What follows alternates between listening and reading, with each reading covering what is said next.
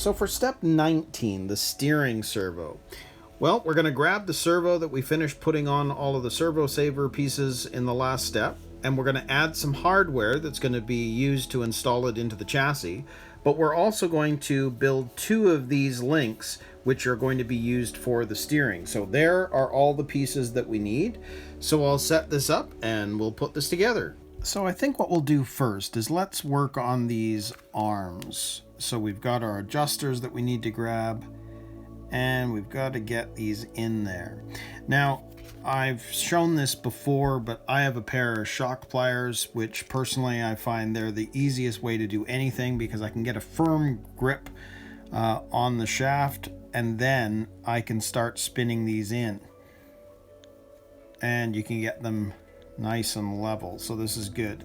So, you know, they're wanting this at 29, and because this is that basically rack steering, these arms are identical in length.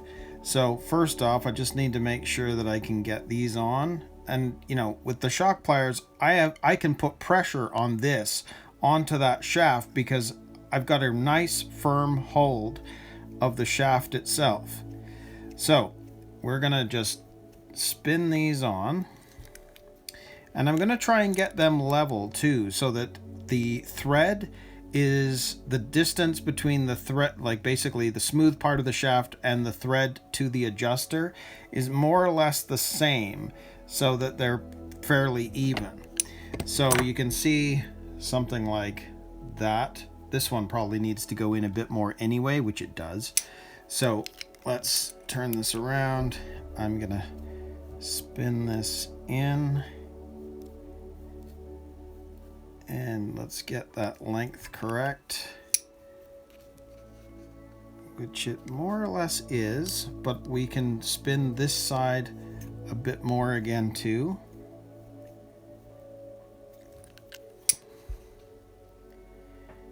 It's almost ready, but you see how the threading is almost the same on either side. So I think I'll spin this side a bit more. That'll give me a little bit of length difference. And it's almost ready. Probably just 1 or 2 more turns. Which I think I'll do that way. Yep. And of course I can check this out by looking at this. We know that the distance needs to be 29 millimeters between from one end of the adjuster to the other. And it's pretty close actually, even at that point. 29 right there. So I'm going to tweak this just a bit and make sure that it's exactly what I need it to be. And then I'll make the other one as well. And I'll do that off camera just because it's the same as this. And then we'll move on to the next part. So there we go. I have both of these finished now.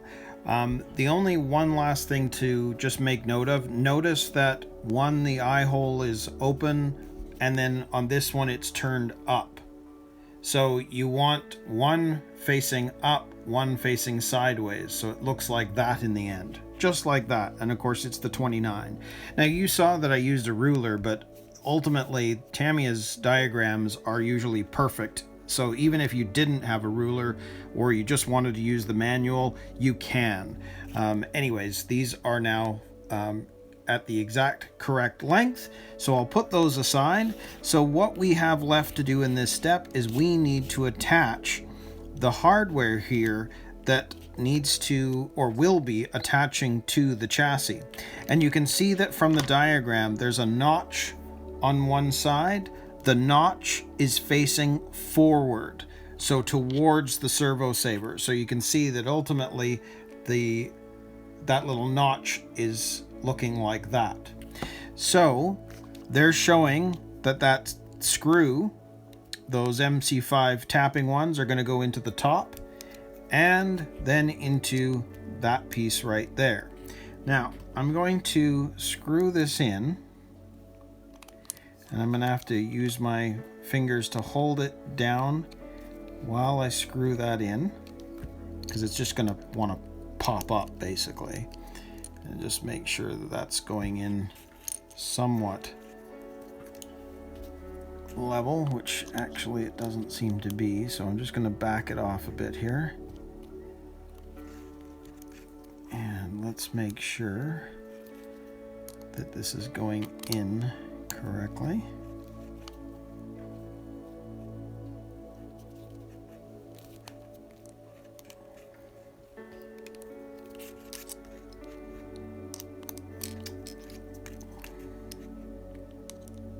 Gonna have to use my finger to push it down. I'll hold it this way because it wants to pop up.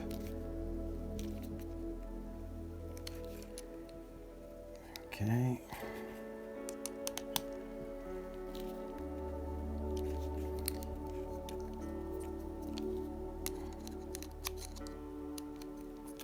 They're a pretty tight fit, I think.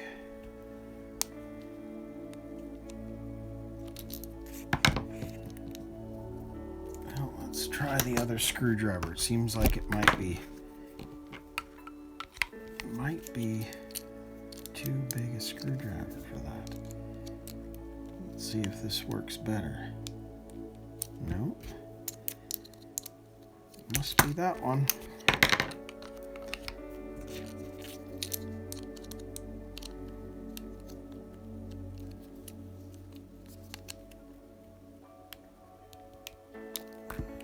Now, I'm not going to tighten this all the way yet. Notice it's almost down, but what they're showing you is that this needs to be level with the servo. So you don't want this all the way down. See how it's now above the servo? You want these to be level with the servo. So when we actually come to tightening this down, you're going to want this as flat as can be. So just make sure that you've got that in the right place. So let's put the other one on. We'll get that started. So same idea, the notch is facing forward and we need to get that screw into there.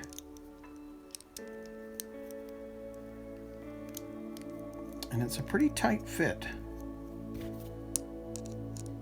And this one,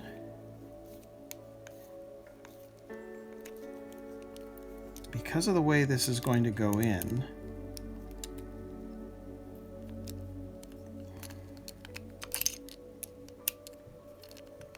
I might be able to get my finger or my thumb in there and turn it that way.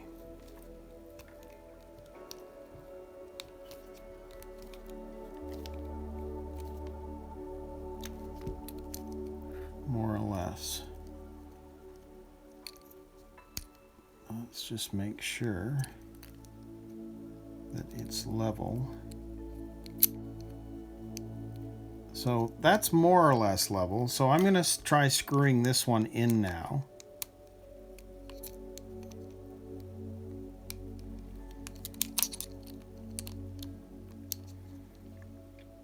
It's a really tight one, it would seem.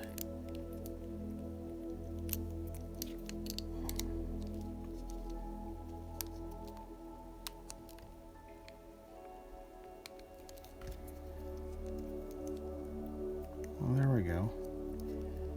Okay, that's not too bad. And then with that one, I'm going to do the same thing and tighten this one up.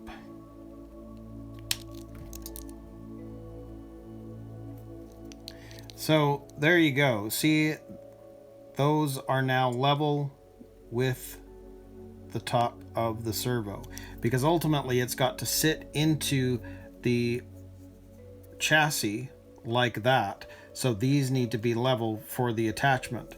So that's that. We're done. So we have now finished step 19. We've got our steering rods and the servo hardware in place. So we can move on to step 20, and we're going to attach the servo into the main chassis.